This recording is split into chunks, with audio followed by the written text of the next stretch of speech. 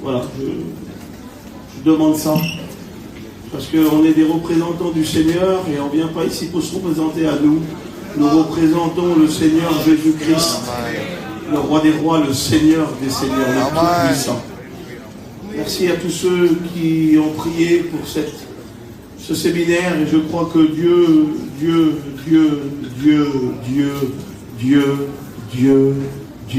et que Dieu. Amen. Que Dieu. Il nous faut que Dieu. Amen. Il faut effacer les structures, les noms, les grands. Il faut les mettre de côté. Il nous faut Dieu. Si on a Dieu, on va s'en sortir. Si on a les hommes, on est mort. David l'a dit, hein, David a dit. David, à l'âge de 70 ans, parce que même encore vieux, on fait encore des erreurs. Et David l'a dit, il a fait une erreur, il fait le dénombrement, il ne doit pas le faire, il le fait. Et puis on vient lui dire que ça ne va pas ce qu'il a fait. Et puis l'Éternel lui parle, il lui donne trois choix. Alors veux-tu tomber entre les mains d'un tel, les mains des hommes, veux-tu... Non, il dit, je veux rester avec toi. Parce qu'il sait que s'il choisit Dieu, il va s'en sortir. Alléluia. Si ça va ce que je dis, non? Faut que vous soyez avec moi parce que je vais mourir. Parce que moi, je n'ai pas l'habitude de prêcher à plein de monde comme ça. Moi, je ne sais pas ce que je fais là, même encore. Alléluia. Alors, il faut que tout le monde soit avec moi. Il faut qu'on a besoin d'être béni. On n'est pas ici pour se regarder dans le blanc des yeux. On est ici pour être béni. Il y a trop de problèmes, mais le diable fait trop de misère. Et nous avons la solution, nous avons la parole de Dieu. La parole est puissante, elle est vivante, elle est permanente, elle dure. Ça fait longtemps que ça dure, la parole. Tout s'est écroulé, tout a disparu. Les sous, l'argent, les rois, les dominations, les autorités. Mais la parole, elle dure. Elle est toujours là. On est malade, on n'est pas bien, on vieillit, on perd les cheveux, on grossit, on a mal à la tête, on a mal aux pieds, ça va plus, puis voilà, pardonnez-moi, après on se retrouve au cimetière, mais la parole, elle vit toujours. Et nous avons besoin de la parole de Dieu. Nous avons besoin de Dieu. Regardez pas les hommes pendant ce séminaire. Vous allez vous tromper et vous allez repartir avec vos misères. Mais tournez les yeux vers Dieu. Arrêtez avec les noms, on en a marre. Moi, j'en ai marre de ça. On est marre. On met trop de valeur dans les hommes. Vous savez, tout à l'heure, j'ai dit aux frères, là, il a choisi 7000 hommes qui n'ont pas fléchi les genoux. Et moi, je disais aux frères, combien de fois j'ai fléchi les genoux, moi? Combien de fois j'ai été Judas? Vous connaissez Judas? On parle sur Judas. Moi, je l'ai été parfois. Combien de fois j'ai été Pierre? Il a été toujours mon père, il m'a relevé. Moi, j'ai plus fléchi le genou. Et il a été toujours là comme un père pour me relever, pour me bénir. Quel amour que Dieu manifeste envers moi. Je ne mérite pas d'être ici. Si je suis ici, c'est que par grâce. Et si je suis ce que je suis, c'est par grâce. Nous sommes là avec de grands besoins. Et la parole de Dieu peut répondre. Elle peut répondre. Hier, j'ai reçu un verset sur mon cœur que vous connaissez. Mais je crois que le Saint-Esprit voudrait le rappeler pour faire taire les mensonges du diable. Parce que le diable, c'est un menteur. La Bible qu'il est appelé le père du mensonge. Le mensonge a un père et il s'appelle Satan. Et il ment à nos vies, il ment à nos foyers, il ment à nos enfants. Et il veut nous faire croire et nous faire porter que nos promesses que Dieu a marquées, a gravées dans nos cœurs, ne s'accompliront jamais. Et quand tu écoutes la parole de Dieu, tu n'as plus de force. Mais quand tu viens et que tu t'assois ici et que tes yeux sont rivés vers Dieu et non pas sur les hommes mais vers Dieu, tu reçois des paroles, tu reçois un mot de Dieu et tu ressens que la flamme se ranime en toi. Et je crois que dans ce séminaire, Dieu veut nous tendre la main. Tendre la main à chacun qui en a besoin. Écoutez, moi qui vous prêche, j'ai besoin de ce séminaire. J'ai besoin d'être béni. Nous prêchons un évangile éternel que quand tu le rouvres, des vies sont brisées. Quand tu prêches la parole, nous avons un mot de Dieu. Nous sommes des ambassadeurs, nous représentons Christ dans ce monde pourri, pardonnez-moi. Ce monde est pourri. Et nous, Dieu nous a marqué de son sceau royal. Il a fait de nous un sacerdoce royal, une race élue. Et nous portons un évangile éternel. Que quand des malheureux qui sont rentrés ici, assis maintenant ce soir, écoutent cet évangile, peuvent dire dans leur cœur qu'ils peuvent s'en sortir. Et moi j'aimerais te rappeler ce soir que tu peux t'en sortir. Le verset que Dieu a mis sur mon cœur, vous le connaissez. C'est un rappel à la parole. C'est un rappel à la parole. Qu'est-ce que tu t'attends ce soir? Tu t'attends à quoi? Est-ce qu'on est venu ici pour manger des salades? Pardonnez-moi, quel grand respect que j'ai pour les frères. Mais est-ce qu'on est venu ici pour chanter, pour écouter des cantiques? Dites-moi. Dites-moi encore, s'il vous plaît. Tony, je prêche comme je prêche. Je prêche ici comme je prêche à Paris. Je prêche ici comme je prêche dans un petit camping avec 6 personnes ou 8 personnes. Je ne changerai pas ma prédication. Je prêche comme je prêche. Si Dieu veut m'utiliser ainsi, alors il m'utilise. Mais est-ce qu'on est venu ici? Je pensais à ça tout à l'heure. J'étais dans la chambre et je pensais à ça. Et nous avons croisé tout à l'heure un foyer avec mon épouse. Et puis je pensais, je disais à ma femme, je disais, bon ça, tu vois, ce foyer, si on serait venu juste pour eux, on aurait réussi le séminaire. Si le Seigneur viendrait à bénir ce foyer-là. Parce que vous savez, on est là et on prêche. Nous, regardez, on est en haut de l'estrade et on prêche. Mais si vous sauriez les attaques qu'il y a eu avant de venir ici, si vous sauriez l'opposition du diable, comment qu'il s'est opposé à ce séminaire, je pense que Dieu a un mot à délivrer. Si on est ici pour aider un foyer, une vie, alors on le fait avec notre cœur. Le verset qui est sur mon cœur, c'est celui-là. Il va le donner à une jeune fille qui est troublée. La visite qu'elle va recevoir, c'est une visite extraordinaire. Ce jour-là, elle ne s'attend pas à ça. Écoutez, il y a des jours où tu ne t'attends pas où Dieu va descendre, mais il descend. Tu es assis ici, puis tu ne t'attends pas à ce qui va se passer. Tu ne sais pas ce qui va se passer ce soir. Moi, je crois que quand une réunion commence, quand elle est dirigée par le Saint-Esprit, des grandes choses peuvent se passer. Parce que Dieu, lui, il est grand. C'est pas un petit Dieu que tu renfermes dans un petit coin, dans une crèche. Dieu est grand. Et parfois, nous minimisons Dieu, nous le faisons tout petit, et nous mettons nos problèmes beaucoup plus grands que lui. Puis ce jour-là, elle va avoir une visite. Dieu va descendre chez elle. Rappelez-vous des moments où Dieu a descendu. Quand nous étions dans les hôpitaux en train de pleurer, quand nous attendons des mauvaises nouvelles par un médecin, quand le coup de fil est arrivé et que l'angoisse est tombée, puis que Dieu est descendu, rappelez-vous de ce moment. Quand Dieu descend, les choses changent. Un jour, j'étais dans un hôpital et on attendait des résultats pour mon petit. Et ça n'allait pas. Il n'y a rien qui allait. Il était tard dans la nuit, il était tard. Puis j'étais là, je ne pouvais pas dormir. Puis j'étais inquiet et j'avais peur. Et Satan, qu'il est menteur et méchant, me faisait voir toute la scène, vous comprenez? Puis Dieu est descendu dans ma chambre d'hôpital. Puis vous savez ce qu'il me disait? Ce soir, je te fais passer de la crainte à la joie. Parce que quand Dieu descend, il est capable de nous faire passer de la peur, de la crainte à la joie. Et ce soir, je voudrais de tout mon cœur que Dieu descende. Vous savez, vous voulez que Dieu descende? Amen, amen. Il n'y a qu'un seul remède. C'est d'être vrai. Gloire à Dieu. Gloire à Dieu. Écoute, si tu es vrai, je te promets que Dieu va descendre. Amen.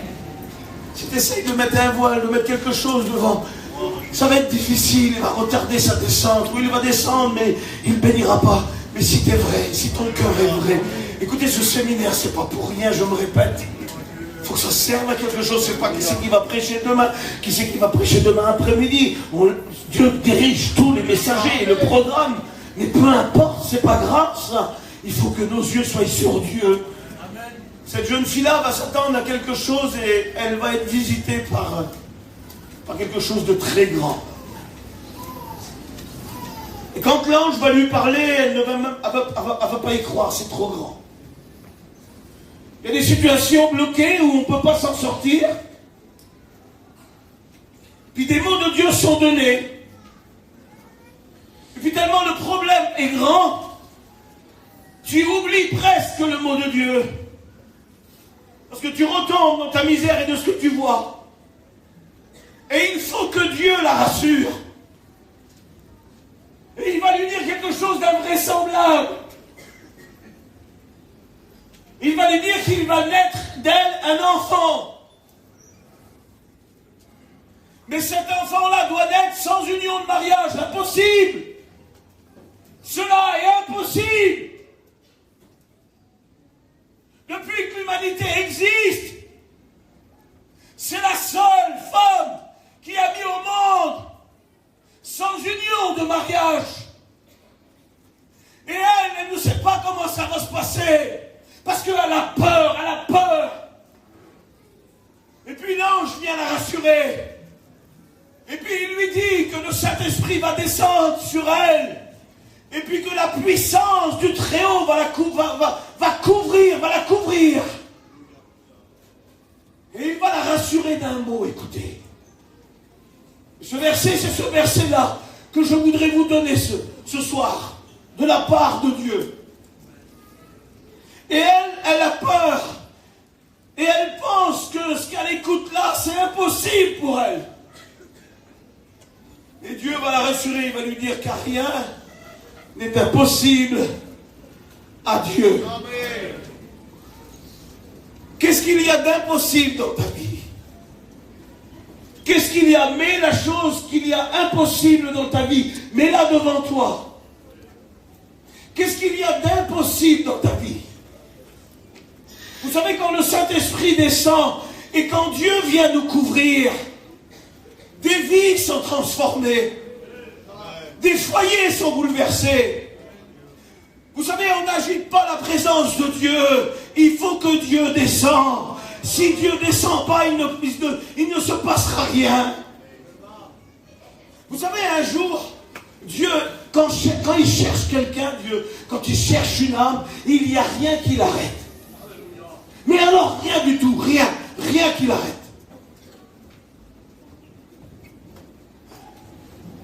Un jour, on était chez moi en train de faire des réunions. J'aimerais vous expliquer cette petite expérience.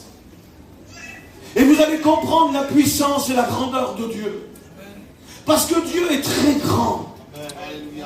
Et nous le limitons beaucoup. Parce que nous sommes des êtres humains et nous sommes sur la terre et nous avons peur parfois. Et puis un jour, je faisais des réunions chez moi. Et puis ma mère s'est levée. Puis elle est sortie, elle est partie dans la chambre. Et connaissant ma mère, mes parents, je suis rentré derrière elle et je dis, maman, qu'est-ce que tu fais? Puis elle dit, sur moi j'ai chaud. Alors je dis, maman, tu dois revenir dans la réunion, ça ne va pas ce que tu fais. Maman était une personne très gentille.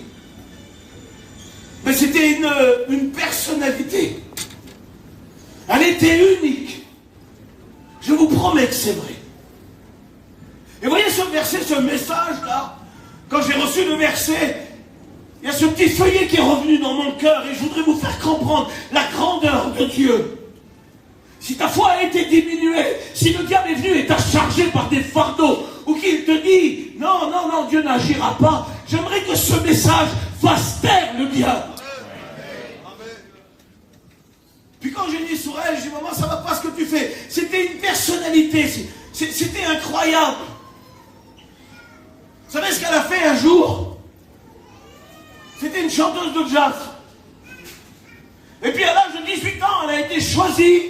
On était à Paris, il vivait à Paris, là-bas à Saint-Germain-des-Prés, là où il y avait tous les boîtes de jazz. Écoutez, je vous dis ça, mais pour faire comprendre la grandeur de Dieu. Parce que quand Dieu cherche une âme, quand Dieu veut bénir, quand Dieu veut délivrer, quand Dieu veut sauver, il n'y a rien qui l'arrête. Amen. Mais alors rien du tout. Tu vois, ce soir, il est en train de parcourir à travers sa parole. Il parcourt l'assemblée et il s'arrête vers quelqu'un. Et il est en train de lui dire que moi seul peux t'aider.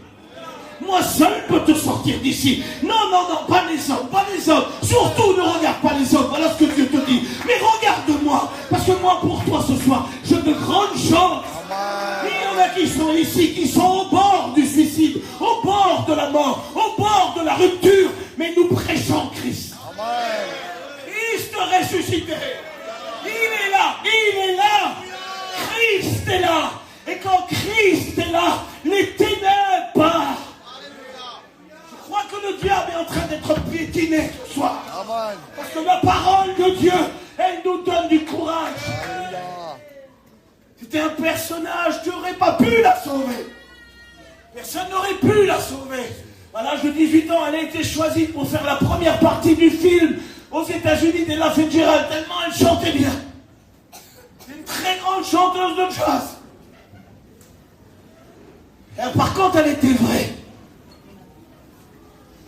Écoute, si elle t'aimait, elle aurait arraché son cœur pour te le donner. Mais elle ne faisait jamais semblant. Elle t'aimait pas, elle t'aimait pas. Elle a eu beaucoup de misère à travers ça.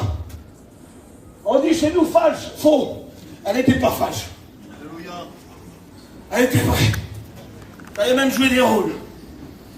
Et puis c'était un personnage. Un jour, mon père a acheté un camping. Tout neuf, une caravane tout neuf. Puis elle est arrivée avec le camping. Mais le camping, la couleur dedans, ça ne lui plaisait pas. Parce que ce qu'elle rêvait le soir, elle avait le lendemain avec mon père. Mon père travaillait avec les Juifs à Paris. Avec tous les Juifs de la rue Sedaine et du Berlier. Il travaillait avec eux. C'était un très grand commerçant. Et puis c'est pas pour dire, mais je vous promets que, voilà, c'était la belle vie. Puis un jour, le camping est arrivé. Puis elle a dit sur mon père, elle a dit la couleur, ça ne plaît pas. Tu veux le peindre quelle couleur, il a dit lui. 3 jours après, il y avait un peintre en train de poncer tous les armoires et elle l'a peint en blanc. C'était un personnage comme ça. C'était un personnage comme ça. Puis on l'a baptisé. On a travaillé beaucoup dans les réunions chez eux. Il y a 37 ans en arrière, Dieu a allumé une lumière, c'est Samy, mon frère. Puis cette lumière-là a éclairé sans parler. Et tout doucement nous a emmenés à l'évangile. Et moi, quand je suis venu à l'évangile en 2003, j'ai commencé à servir Dieu en 2007. Et puis, j'ai commencé à faire des réunions chez eux. Et puis en 2013, on l'a baptisée. Puis après, elle s'est éloignée de Dieu. Puis après, on a repris des réunions chez elle. Et puis ce fameux soir en question, où elle est partie dans la chambre, et puis avec mon cousin chez elle, on a dit c'est fini, elle n'aura plus de réunion. Non, j'ai dit moi, on n'en aura plus. Mais est-ce qu'on peut avoir l'autorité, nous, sur les âmes? Est-ce qu'on peut décider, nous, sur les âmes? Ça ne nous appartient pas, ça appartient à Dieu. C'est Dieu le patron. Puis donc demain matin, quand j'avais décidé de plus faire les réunions, j'ai tiré un petit feuillet. Il est là, le feuillet. Et puis le matin, avec mon épouse, je lis le feuillet. J'étais en colère sur elle. Et les broussailles, elle m'énerve. Elle n'aura plus de réunions, on n'en fait plus, ça va, j'arrête tous les réunions, ça va. Et puis le lendemain, je tire ça. Si l'un d'entre vous a 99 brebis, qu'il en perd une, ne laisse-t-il pas les 99 brebis pour aller chercher celle qui est perdue? Ça, c'est pas le même cœur que moi. Alléluia. J'ai pas trop ce cœur-là, moi. C'est pas le même cœur que moi, ça. Voilà Dieu, ce qu'il fait, Dieu. Ça, c'est le caractère de Dieu. Caractère du Père. Ma mère, elle avait le nom d'une fleur, elle s'appelait Pâquerette. Puis le lendemain, je lis le feuillet, je tourne le feuillet. Puis je lis ça, regardez. C'était l'histoire d'un petit berger qui a perdu sa brebis. Et puis le petit berger qui s'appelle Palaïko compte ses brebis. Et quand il compte ses brebis et il dit 97, 98, 99, il en manque une. Et il regarde, il dit un coup d'œil sous le troupeau et le voilà renseigné. Et moi je lis ça le lendemain, regardez. Et la petite brebis qui manque du berger, elle s'appelle Pâquerette, sous le feuillet. L'amour du Père. L'amour du Père. Comprenez l'amour du Père. L'amour du Père est manifesté ce soir. Tu sais, le diable va te juger, va te condamner, va dire t'es pas bon, t'es pas belle, c'est pas bien ce que t'as fait, t'aurais pas dû faire ça. Écoute, tu sens mauvais. Va te laver avant de venir vers Dieu. Non, Dieu. Non, c'est pas Dieu ça, c'est pas Dieu ça. Pardonnez-moi, mais le fils prodigue, quand il revient, pardonnez-moi, il sent le cochon. Il est rempli de boue. Mais le Père le prend dans ses bras. Il regarde pas, il dit pas, va te laver. Lui, ça n'a pas d'importance, l'habit. Lui, il remet des habits neufs. Il remet des habits de fête.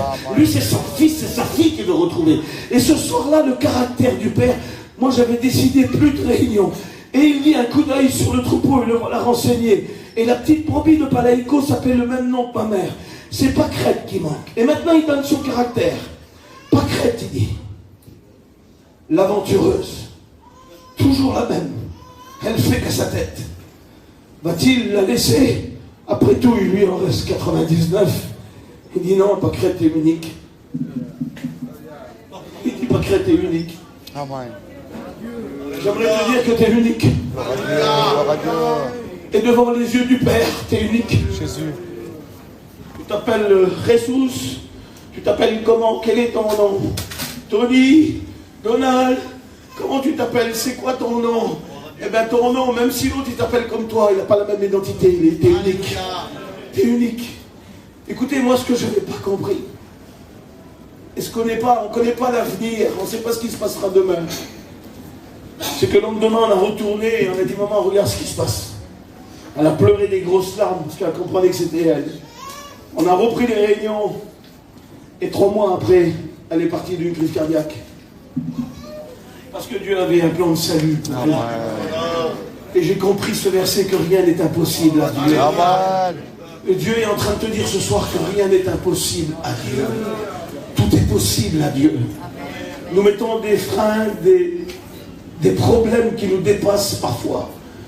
Mais rien n'est impossible à Dieu. Écoutez, quand nous avons fait son enterrement, j'ai repris le petit feuillet. Et sur les feuillets, chaque feuillet est numéroté. Il y a un numéro dessus. Et à ma plus grande surprise, pasteur, quand j'ai regardé le numéro du feuillet, ma mère est née le 14 avril 1942. Et le numéro du feuillet correspond à sa date de naissance. Ça veut dire que rien n'est impossible à Dieu. Écoutez, ce qui me touche beaucoup, c'est qu'à sa naissance, le 14 avril 1942, Dieu avait prévu un plan de salut pour elle. Que Dieu a prévu un plan de salut pour toi. On est là le 12 octobre 2023. Et ce soir, il a un plan de salut, un plan de bénédiction, un plan de restauration pour toi. Jésus, ce soir, est parmi nous. Et quand on le dit, on crie Amen. Mais non seulement qu'il est parmi nous, il veut agir dans ton cœur. Il est là pour te bénir. Il est là pour te restaurer, pour te sauver. Il est là pour te sortir de là où tu es. Vous savez que Jésus a dépouillé les dominations et les autorités. Il les a livrées publiquement en spectacle. Et il a triomphé d'elles par la croix. La croix a été un triomphe. Tu sais que tout est payé. Ton salut est payé par le sang de Jésus. Ta maladie, elle est payée par ses meurtrissures. Et nous devons ramener tout à la croix parce que tout est payé. Et combien de misère nous avons, combien de souffrances nous avons. On est ici ce soir, on est peut-être 300 personnes ou 400 personnes avec des besoins différents. Et nous prêchons un seul message. Mais ce seul message-là peut être diffusé dans tous les cœurs. Dieu peut répondre à ton besoin. Dieu peut te sortir de là où tu es. Car rien n'est impossible à Dieu. Vous savez, quand il a dit ça à Marie, il a accompli ce qu'il a fait. Il a accompli. Il n'a pas fait que parler. Parce que nous, parfois, nous parlons beaucoup. Mais on n'a pas beaucoup de solutions. Vous savez, face à une maladie, les autres jours, quand mon fils allait mourir, il a fait un problème au cœur et je vous promets que c'était très grave. J'étais dans l'ambulance avec lui et je disais, prie mon fils, prie, prie mon fils, prie. Il avait tellement mal qu'il ne pouvait même pas dire le nom de Jésus. Et moi, il fallait que je l'écoute prier parce qu'il partait. Et j'ai dit, il faut que j'écoute un mot de Dieu avant qu'il parte.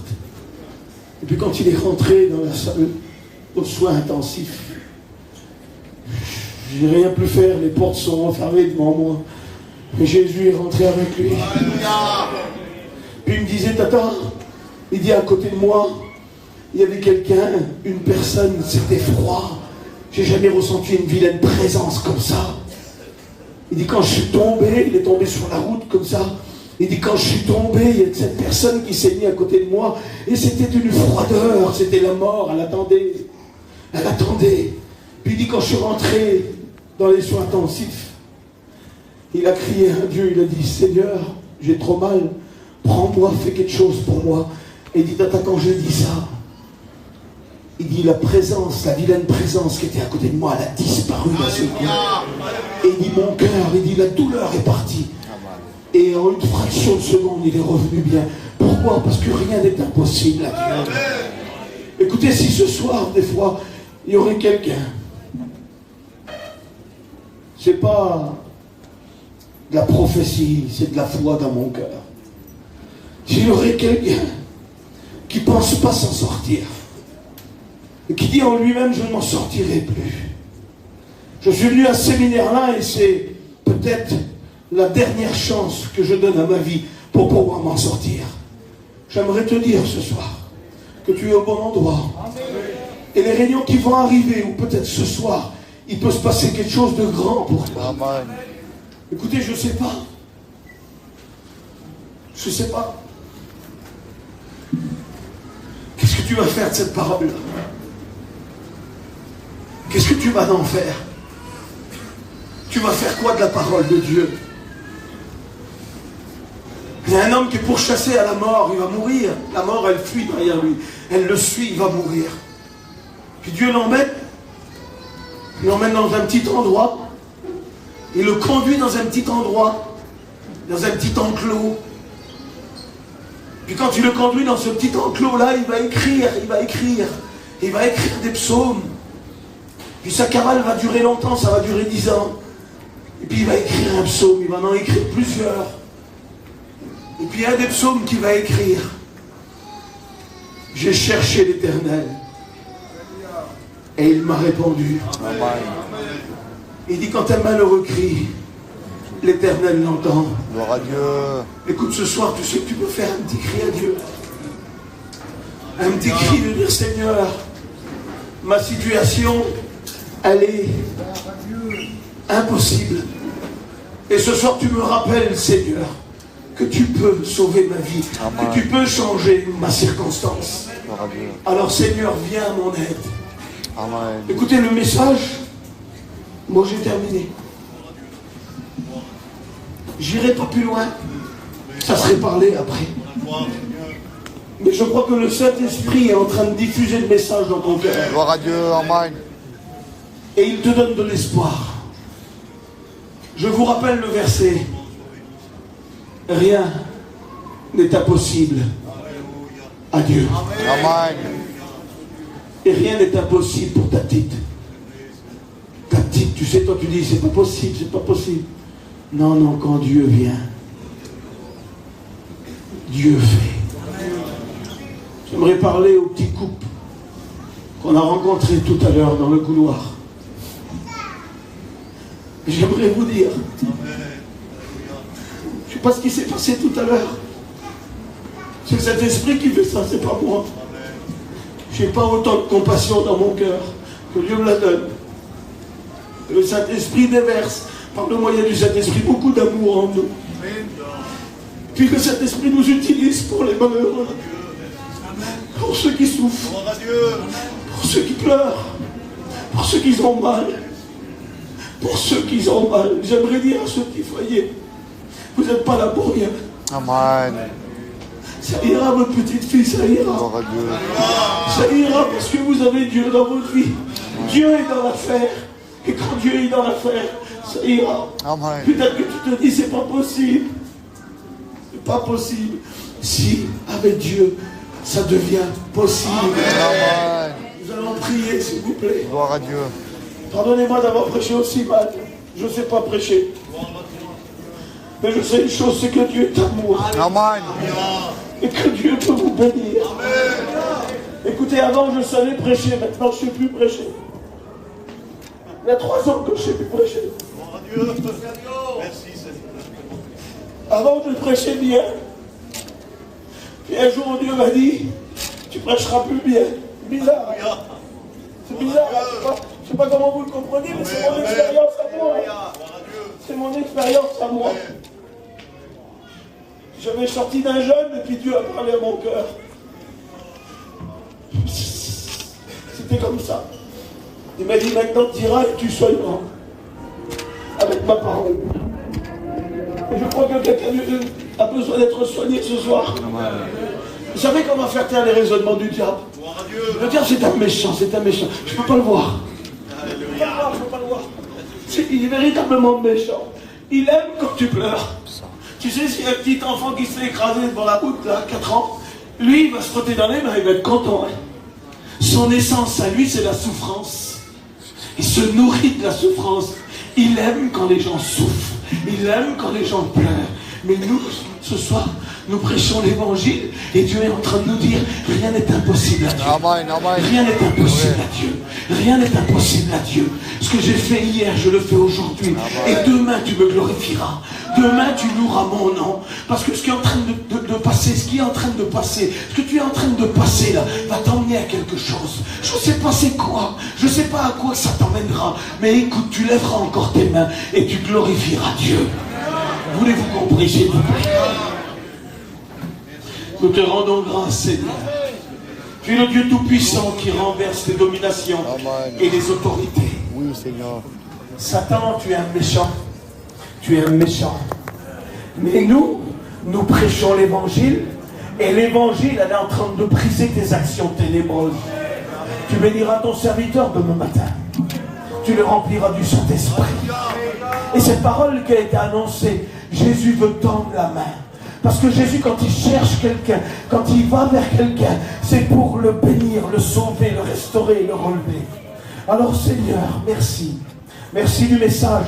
Tu rappelles à l'Église que dans les derniers temps où nous vivons, où le diable veut mettre le trouble, où le diable veut mettre le trouble, où le diable veut mettre des poids, où il veut mettre des poids sur les épaules.